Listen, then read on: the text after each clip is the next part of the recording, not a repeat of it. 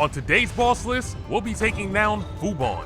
As you're approaching the boss, he's going to tunnel into the ground. He's going to pop up in the air and then come back down. One thing to look at when he's coming down is his arm. Once his arm flips over and the camera speeds up, dodge. This is a good time to cast a Pluck of Mini. Now let's talk about your positioning. When he raises up his arm, dodge towards his legs. You want to try to stay underneath of him to make him miss with that attack.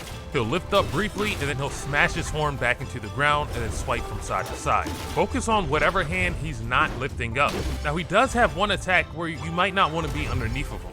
He'll take one step back and then lift up his opposite hand and smash it back into the ground for an area attack. You can try to dodge this at the point of impact, or you can just try to get out of the area completely. And this attack hits twice. The first one is a big, large area damage, and the second one is a slight stomp. With this boss, you can keep up a constant attack. If you need to use some extra spells, go ahead and cast Immobilize, but save Jugzone for later.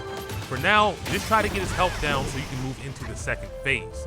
Once you do enough damage, he will become upset, and when he does, he'll burrow into the ground, and then you'll have to deal with him there. You need to start running around and look for signs of him approaching. If you see sand dust kicking up and coming towards you, there'll be a flash of light right before he hits the first time. He'll follow this up a second time, but he'll burst out the ground more fully. Now he will follow you around a bit while he's underground. He can do his original attack that he did in the beginning of the fight, and jump up outside of the ground and come back down on top of it. And unlike in the beginning of the fight when he did this attack, he's not going to stay above ground. He's going to burrow back down and then start the chase again.